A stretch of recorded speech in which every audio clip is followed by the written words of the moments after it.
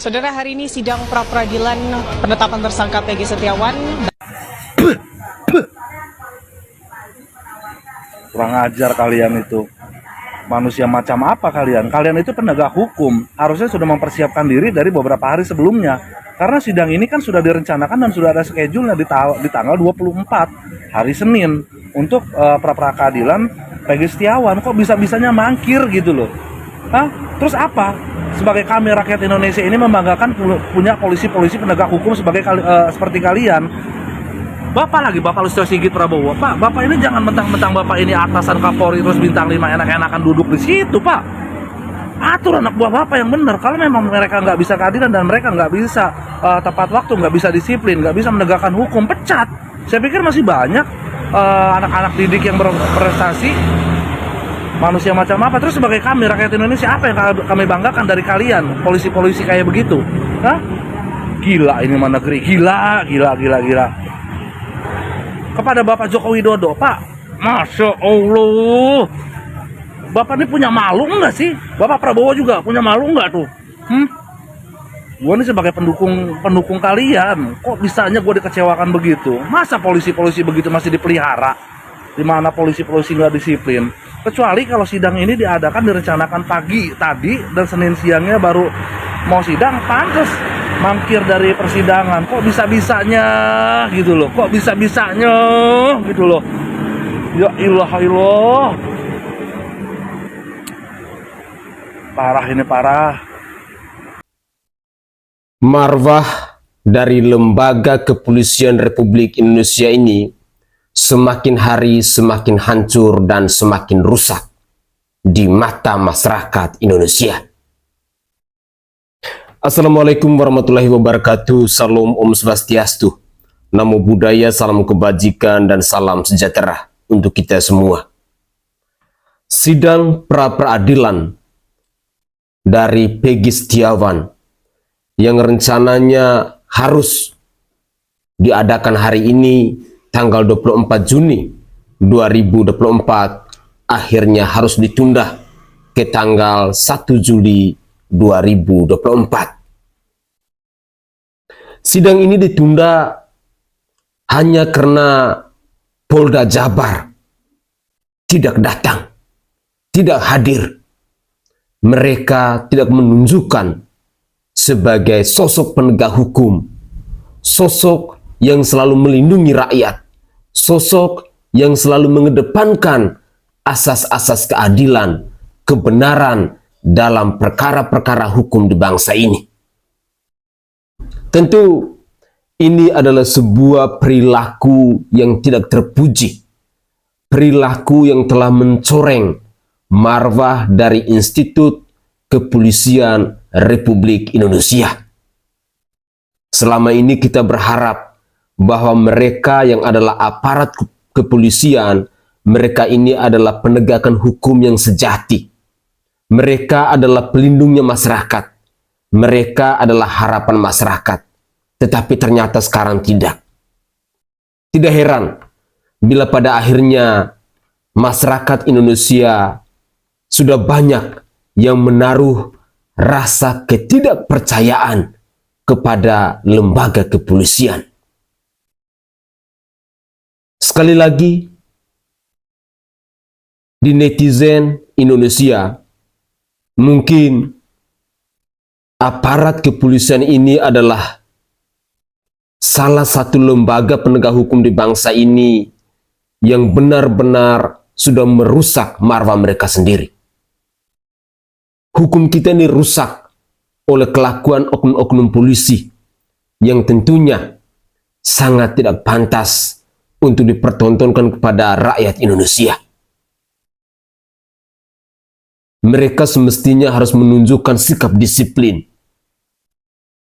sikap berani untuk menghadapi persoalan-persoalan seperti ini. Tetapi ternyata tidak.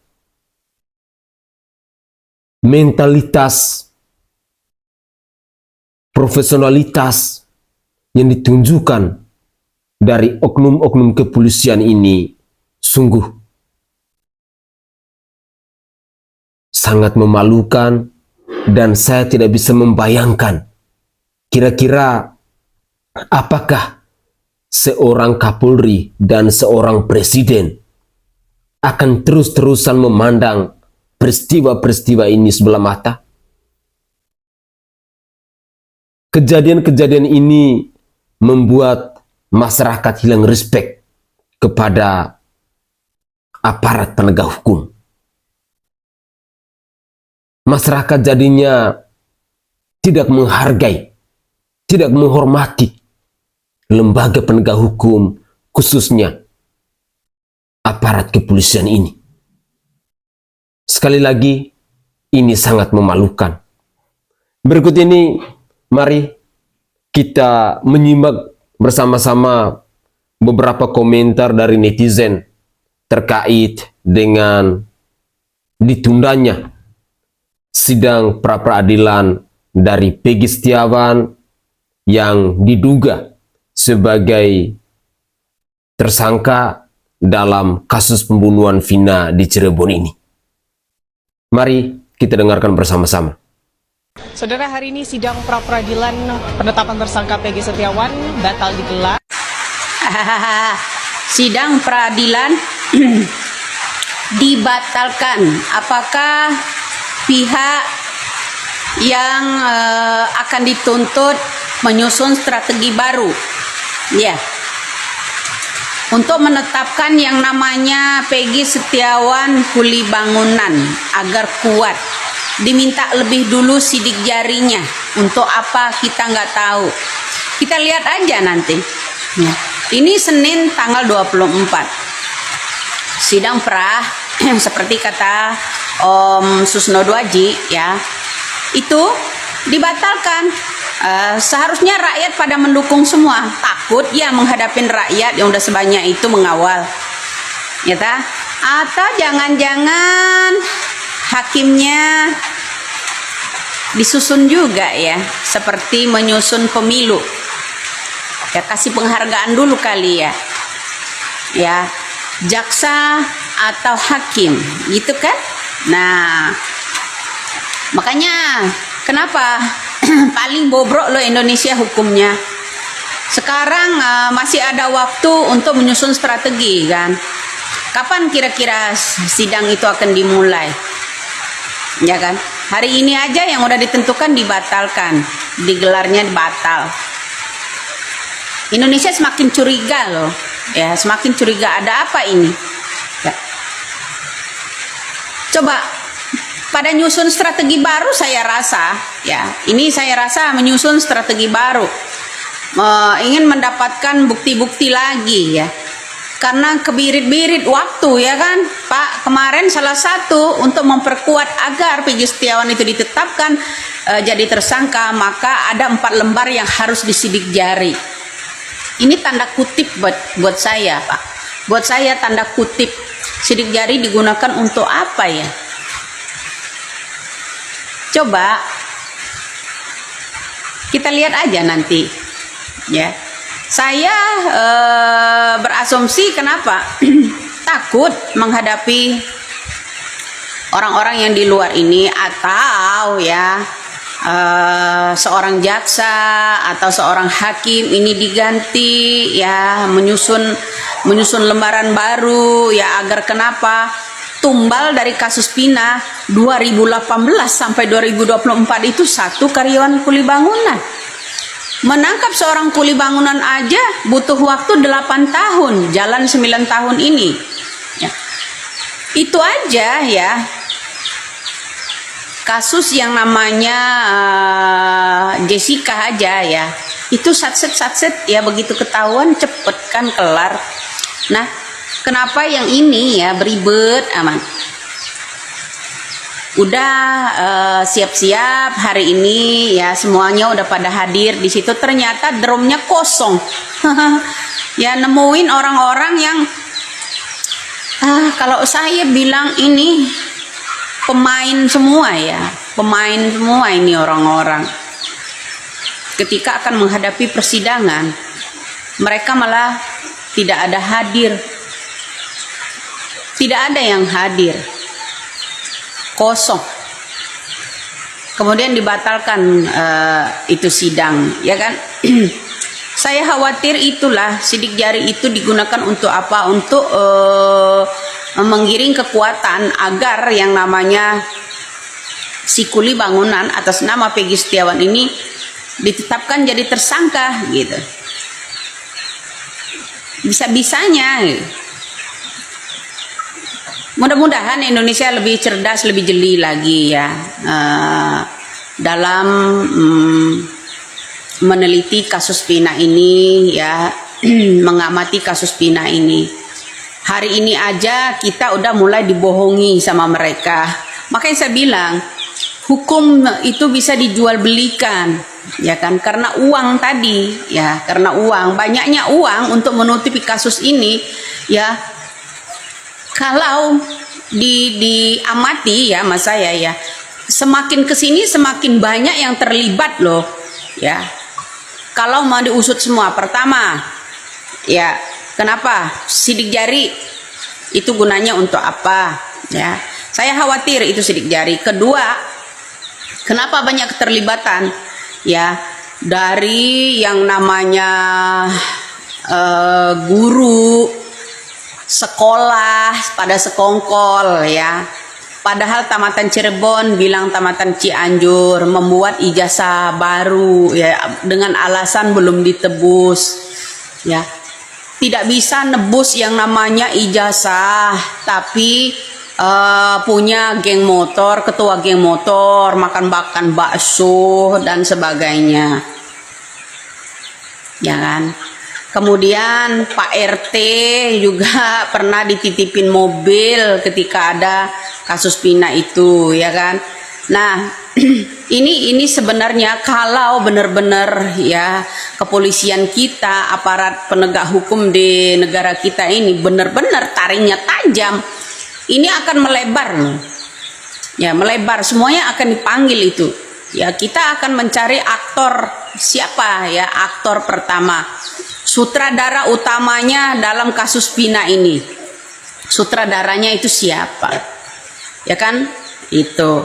Dari mulai penangkapan narkoboy, ya bandar narkoboy, kemudian anak jadi korban, kemudian direka-reka juga ya bersama temannya ya titik-titik san, itu titik-titik san ya juga itu. Maka diputuskan itu adalah korban kecelakaan murni. Tapi sayangnya Pina itu masih bisa bicara, hanya ditutupin dengan jaket, ya kan? Diskusinya di mana, dilemparnya kemana, ya kan? Kemudian bertebaran pada kabur. Nah ini kenapa bro? Ya kalau hukum modelnya begini, orang-orang ya di Indonesia ini hilang kepercayaan terhadap kepolisian kita. Kasihan loh bagi orang-orang yang tugasnya capek, pontang-panting dari ujung Berung sampai ke Nusantara sana ya. Jadi kena imbasnya akibat ulah-ulah oknum yang mengelola hukum seperti itu. Ya. Bagi saya ya banyak orang yang takut menghadapi kepolisian juga ya. Artinya kenapa ya? Akankah dari oknum polisi ini akan membuat masyarakat menjadi takut semua terhadap polisi, ya kan? Bagaimana ketika kita seperti di zaman Orba dulu, ya beda-beda seragam. Tapi sekarang ini ya oknum ya, ini nggak semua loh ya kepolisian. Saya hanya saja kasihan dengan kepolisian yang jujur, kerja buat keluarga, pontang panting dari ujung Berung sampai ke Nusantara sana, ya kan? Nah, di kasus Pina ini ya manjang itu ya, lebar sebenarnya.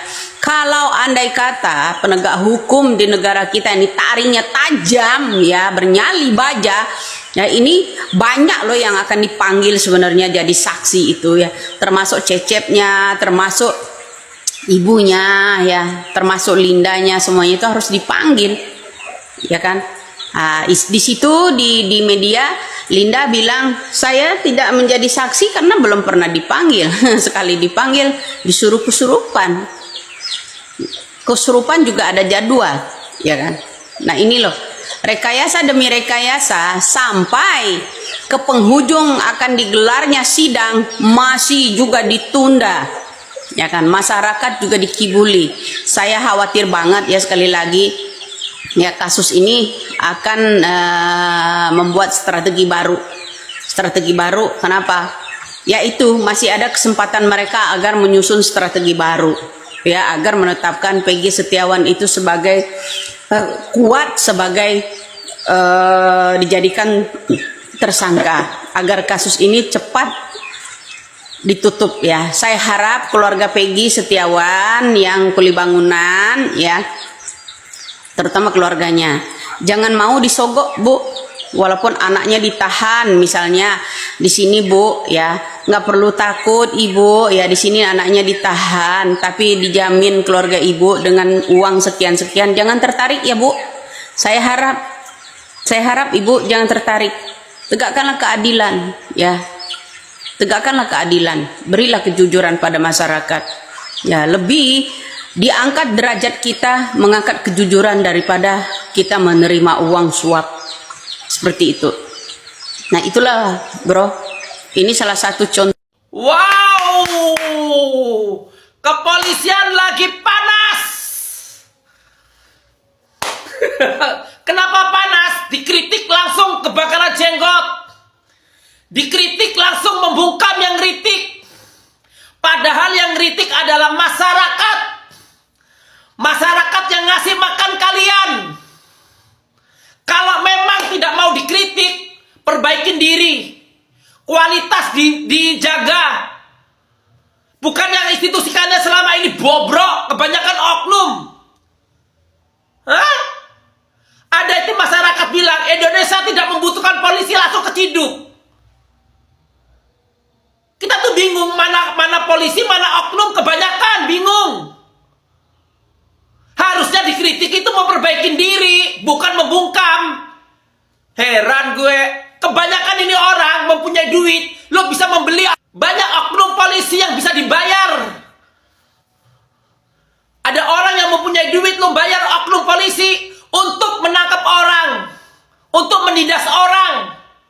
Harusnya polisi itu memperbaiki diri. Udah kebanyakan oknum yang bobrok.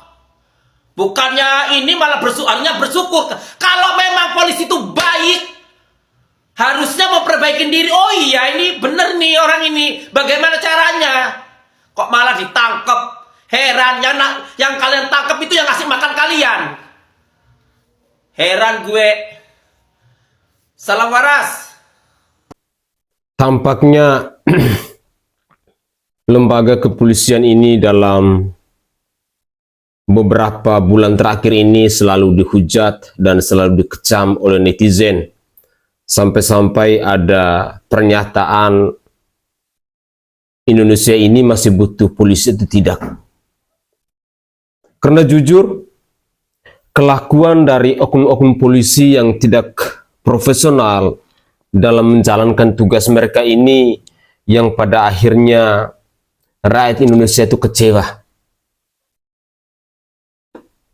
Saya sangat khawatir bahwa bila suatu hari nanti akan terjadi pembangkangan dari masyarakat Indonesia dengan aparat kepolisian ini.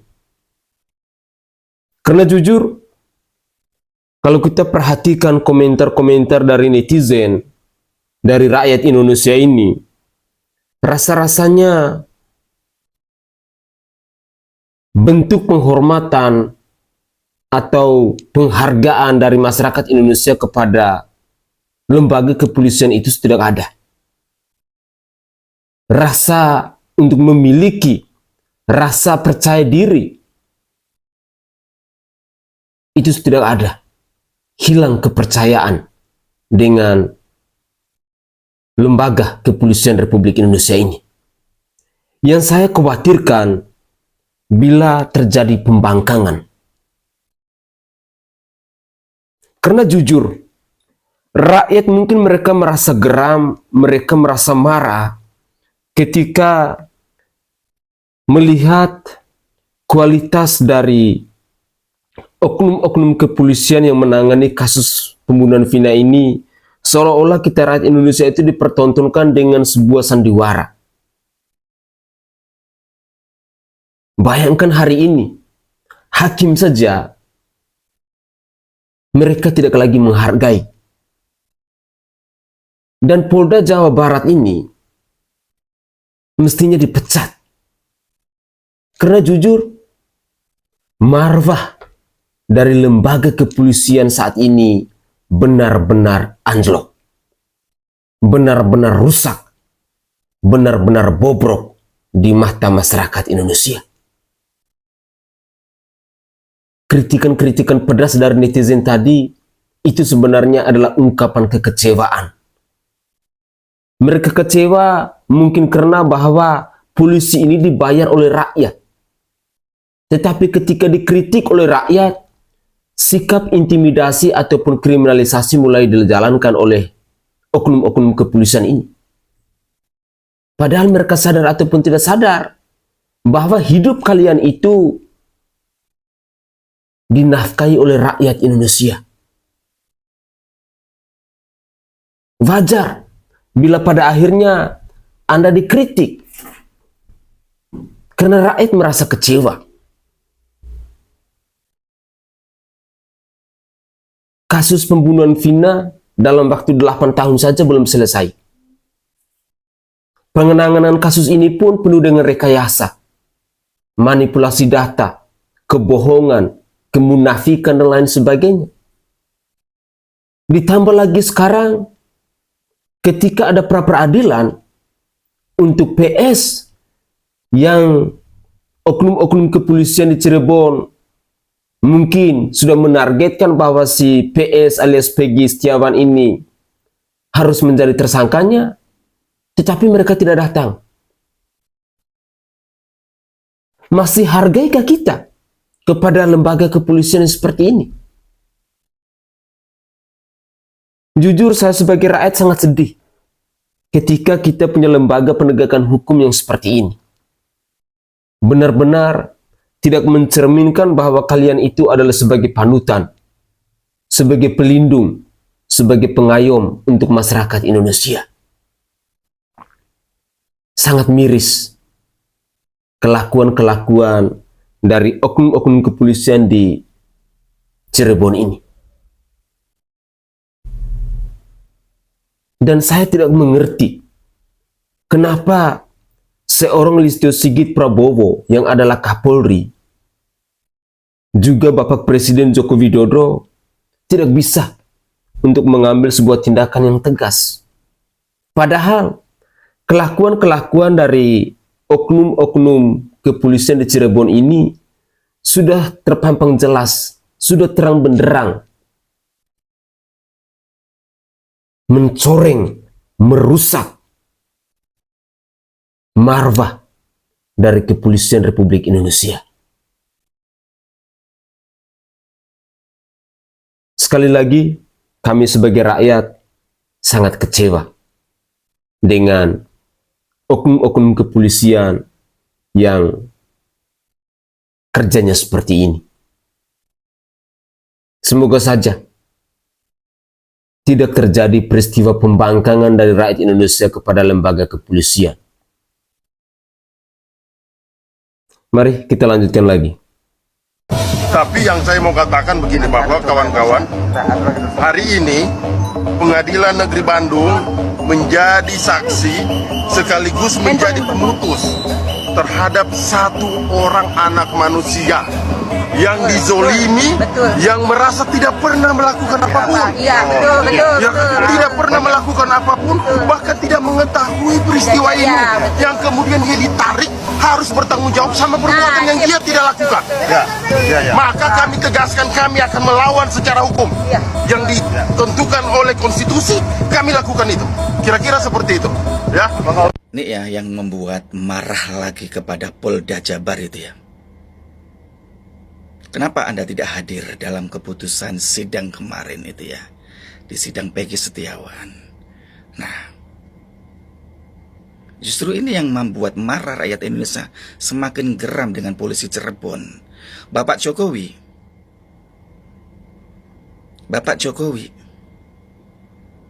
Sudah butakah matamu? Butakah mata hatimu, Bapak Jokowi? Seorang rakyat menuntut keadilan. Seorang anak petani, seorang rakyat buruh kuli bangunan meminta keadilan di Indonesia dipersulit. Kemana lagi rakyatmu meminta bantuan? Apakah harus meminta bantuan ke negara jiran, ke negara luar untuk menuntut keadilan rakyatmu? Kalau sampai rakyatmu meminta bantuan kepada negara luar untuk menangani kasus ini, reputasimu sebagai seorang presiden di Indonesia hancur karena tidak bisa melindungi rakyatmu yang menuntut keadilan.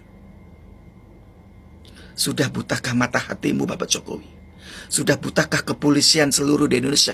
Masih banyak kepolisian di Indonesia ini yang menyuarakan keadilan. Kenapa tidak bisa mengusut kasus Peggy Setiawan? Bapak Jokowi, ini rakyatmu yang berbicara, bukan rakyat orang asing, bukan bangsa dari planet, bukan rakyat Konoha. Rakyatmu sendiri Indonesia yang menuntut keadilan, yang berjuang 80% memperjuangkan nasib Peggy, menuntut keadilan. Biar tahu kejelasannya salah apa tidak. Jangan diam, Bapak Jokowi. Dan Polda Jabar, jangan semakin kami rakyat Indonesia semakin meluat, semakin mengutuk Anda dari jajaran kepolisian Jabar ya. Suarakan seluruh rakyat Indonesia, suarakan seluruh bangsa Indonesia untuk menuntut keadilan Peggy Setiawan. Kalau sekiranya memang benar, tolong dibebaskan. Kalau salah, tolong dituntut. Itu saja permintaan kami, biar tuntas masalah ini. Pak Jokowi. Udah ada sedikit ya. Di samping Hotman Paris untuk saya kasih bonus kau ya. Hartamu yang 79M adalah suap dari Prabowo Subianto ya, akan saya buka ini pidana pencucian uang. Permainan dimulai. Itu ada, Pak? Ada. Dia nyuap hakim. Ada kan beritanya? Iya. Itu akan saya buka. Itu 79M sebetulnya kau pencucian uang. Hartamu itu nggak ada sebetulnya, saya tahu. Itu aja kau putar-putar. Saya tahu itu. Oke? Untuk kamu, Ibu Widya, walaupun kamu tahu atau Dedi atau siapa yang tahu tentang misteri. Satu kata buat Hotman Paris, mau bayar orang 5 miliar untuk menangkap saya. Artinya kasus Pina ini banyak sandiwara agar publik itu bisa ditutupi pakai uang. Begitu juga dengan kasus Vina dahulu, ditutup pakai uang. Dulu 2016 lalu ada enggak Anda bicara mengenai kasus Vina? Enggak ada. Itu akun saya yang bernama Anissa 07 ya. Akun TikTok saya pada waktu itu 2016 itu Anissa 07. Asal Anda tahu, udah saya sentil Anda. Warganet belum tahu kan? Itu akun saya yang pertama kali sentil Anda tentang kasus itu. Nah, dalam ucapan-ucapan Hotman Paris, ya, ingin membungkam orang pakai uang. Nih, 5 miliar. Kalau ada yang bisa tahu alamat Widya. Hotman Paris dan kawan-kawan, 5 miliar. Ini boleh di screenshot, boleh dibaca. Ini DM orang masuk ke saya. Ya, jadi kita harus paham ya Pak Hotman, kenapa permainan uang lah yang menutupi kasus Pina ini. Meskipun ada pengacara yang lebih handal lagi dari Anda, kalau permainannya pakai uang, tak akan terkuat. Semuanya disumpal, termasuk keluarga Pina. Ya kan? Saya yang heran ya, Anda semua menetapkan Peggy Setiawan kuli bangunan sebagai tersangka otak pelaku, kata kru-kru Anda ya. Bagaimana dengan dulu Anda mendapatkan yang namanya hasil visum tentang sperma? Sperma siapa itu, Pak? Sperma siapa yang ditaruh di tempat Pina? Spermanya siapa? Saya tanya. Ini semuanya ya diskusinya di tempat lain, ditaruhnya di tempat lain, ya kan? Ini udah pembunuhan berencana, Pak Hotman, ya. Jadi kalau benar-benar serius menangani itu, kalau Anda menetapkan seorang kuli bangunan Peggy Setiawan yang sekarang ini, ya, tuh coba dicek anaknya Pak Cecep, bilang tuh sama uyah-kuyah, apa kerjamu? Kuli bangunan juga, harusnya ditangkap. Itu sampaikan kepada polisi, ya, ketujuh-tujuhnya, ya, membuat pernyataan di atas kertas. Pak polisi, ya, pernyataan di atas kertas itu adalah jebakan. Jebakan ketika mereka masih di dalam jeruji. Itu kasus sajam. Disuruh mengakui yang namanya kasus pindah. Ya. Termasuk sekarang ini, Peggy Setiawan yang kuli bangunan dimintai sidik jari tanpa didamping sama siapa-siapa. Itu untuk apa dan untuk apa? Ya kan, untuk menetapkan dia agar lebih kuat. Ya kan? Untuk menetapkan agar lebih kuat gitu Peggy Setiawan yang kuli bangunan sekarang dimintain sidik jari. Ya kan? Nah, kalau begitu Pak, mintain tuh sidik jari Peggy Setiawan yang anaknya Pak Cecep. Dia juga seorang kuli bangunan, Pak polisi dan Hotman, ya. Kalau memang betul, ya, pernyataan 7 tersangka katanya. Tersangka apa itu, Pak? Setahu saya 7 tersangka itu adalah ya kasus senjata tajam. Kasus sajam pada kala itu, ya. Kenapa kok bisa dialihkan menjadi kasusnya pelaku pinah gitu? Ya. Makanya kerja jangan mulut tok. Ya, jangan mulut tok katanya. Kalau saya bilang tak tahu apa-apa, kita tahu, ya. Anda itu dipandang hormat, dipandang kuat karena banyak uang kan, bayaran-bayaran bos Anda kan. Anda juga dibayar kan sama bos-bosnya. Jadi tolonglah Pak, kalau memang ada kata keterangan kepolisian itu yang mengambil gambar itu dari album keluarganya Peggy Setiawan kemarin, ya, kalau tersangka itu adalah benar-benar Peggy Setiawan kuli bangunan, kenapa Peggy Setiawan anak Pak Cecep kuli bangunan juga nggak ditangkap, ya kan? Nah, yang saya heran bukti-bukti udah banyak, ya. Anak bupati juga bilang katanya nggak bisa motor, ternyata bisa motor, ya. Kalau diklarifikasi sama Uya-Kuya, dia bilang endorse kacamata, ya. Motornya dipinjam dulu, ditaruh di rumah. Percaya nggak orang-orang dengan kata-kata tersebut? Ya kan? Ada lagi Peggy Setiawan anak Pak Cecep, ya. Pak Cecepnya nikah umur 12 tahun, ya. Saya tanya Pak Hotman sekali lagi, sperma siapa kemarin ditaruh di tubuhnya Pina? Spermanya siapa? Spermanya siapa? Ayo. Ya, kalau benar-benar itu mengusut. Ini kasus, ya, semua ini kasus ditutup pakai uang. Anda juga bisa mendampingi si A, si B, si C agar mendapatkan uang. Bilang kalau nggak perlu dibayar. Nggak mungkin kalau nggak dibayar. Ada yang percaya nggak kalau Hotman Paris nggak dibayar, kalau Putri nggak dibayar? Nggak mungkin. Itu lagi Putri, ya. Cari sensasi di kasus yang namanya ini, menumbalkan yang namanya Peggy Setiawan agar bisa pasang baliho segede-gedenya di Bandar Lampung, calon wali kota. Kemudian juga Hotman Paris mempromosikan Bandar Lampung, jangan lupa pilih yang namanya Putri, ya kan? Seorang calon wali kota, calon pemimpin Bandar Lampung. Mikir 1000 kali lah, ya, orang-orang apa-apa ini ya dibayar pakai uang, dia bayar pakai uang.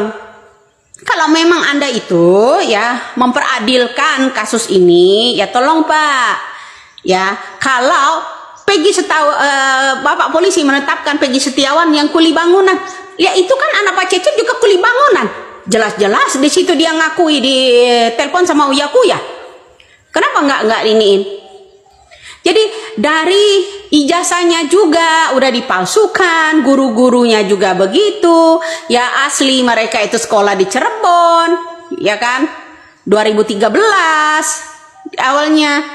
Nah, nggak lucu lah Pak, ya. Kemudian ada seorang orang tua dari buronan juga bilang kalau yang namanya anaknya itu 5, 4, 5, gimana? Ya kan? Heran ya, kebal hukum semua orang-orang yang model begini, Pak. Mentang-mentang anak pejabat. Ya kan? Ya kan? Bukan kita nggak tahu.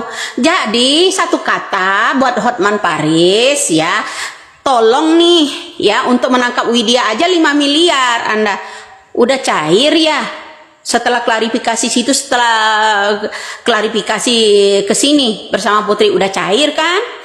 Tuh gampang kan kalau Hotman Paris tuh diminta 5 miliar kita jatahkan untuk menangkap asalkan tahu Widya itu di mana. Ya enggak? Begini kan? Semuanya pakai uang. Ya kan? Munafik. Nggak usah sok-sok jujur dah. Bilang pakai ini. Ya, banyak orang tuh. Tuh, lihat DM-nya. Atas suruhan Anda kan? Ya kan?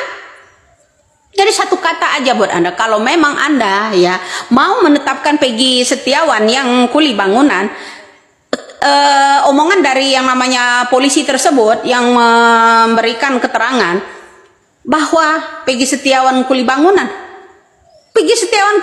ada 2, ya kan? Salah satunya anak Pak Cecep. Tolong tuh diciduk. Kenapa Peggy Setiawan yang satu itu? Peggy Setiawan kan ada 2 kuli bangunan. Tuh, kuli bangunan, anaknya Pak Cecep, ya. Kuli bangunan juga, itu jelas-jelas dia telepon sama Uya-Kuya. Netizen nggak ada teliti. Kalau emang Anda mau menetapkan yang namanya Anda dan Putri, otak pelakunya adalah Peggy Setiawan kuli bangunan. Coba tangkap juga kuli bangunan Peggy Setiawan, anaknya Pak Cecep, sama-sama kuli bangunan kan? Apa susahnya? Katanya banyak uang. Bisa dong. Jangan hanya uangnya digunakan untuk menangkap Widya. Dibilang Widya apa ini? Nah, ini 5 miliar kan? Nggak salah kan saya ngomong? Cair kan? Setelah klarifikasi sana, dampingi orang yang sini, dampingi orang sini, cair kan? Tuh kan? Bilang nggak minta, munafik kau. Kuli bangunan ada 2, ingat. Ya, yang satu anaknya Pak Cecep tuh, tangkap dia, paham lu? Teriak-teriak aja, giliran Widya aja lu mau bayar, tuh bayar tuh, orang buat nangkap tuh, anaknya Pak Cecep no. Oke guys, itu adalah pernyataan tegas dari Mbak Widya kepada Bung Hotman Paris Hutapea terkait dengan kasus pembunuhan Vina di Cirebon ini.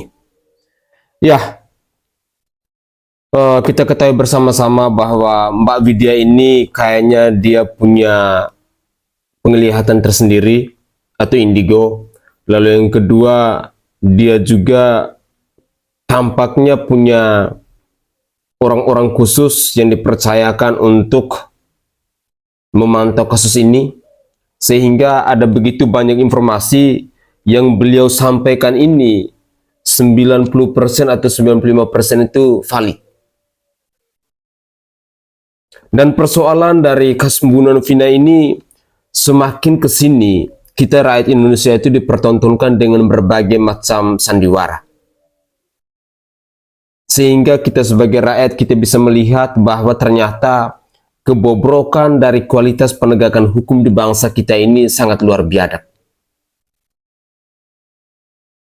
Polisinya juga sama. Ketika kita mengharapkan bahwa aparat kepolisian adalah aparat penegakan hukum untuk melindungi, untuk mengayomi, membela yang namanya yang benar, menegakkan keadilan dan lain sebagainya, ternyata itu semua hanyalah cerita belaka. Ketika kita melihat kasus pembunuhan Vina ini, artinya kita bisa mempelajari bahwa ada begitu banyak sandiwara, ada begitu banyak rekayasa. Dan yang paling sadis, ternyata yang namanya keadilan, yang namanya penegakan hukum, yang namanya kebenaran, itu semua bisa dibeli dengan uang. Inilah salah satu contoh kebobrokan hukum kita di Indonesia. Jadi seolah-olah negara ini bukan negara hukum, tapi negara ini adalah negara para penguasa. Mereka yang punya harta, mereka yang punya jabatan, mereka yang punya kuasa dan lain sebagainya, yang bisa mendapatkan keadilan, yang bisa mendapatkan kebenaran dalam kasus-kasus hukum di bangsa ini. Sangat miris memang iya, tetapi ini adalah fakta. Ini adalah fenomena yang terjadi di bangsa kita. Polisi menjadi maling, polisi menjadi penjahat, polisi menjadi penjual narkoboy, polisi menjadi seorang penjahat.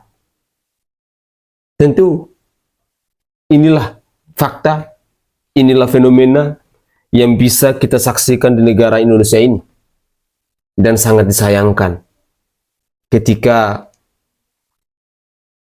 negara kita yang katanya di 2045 nanti akan menjadi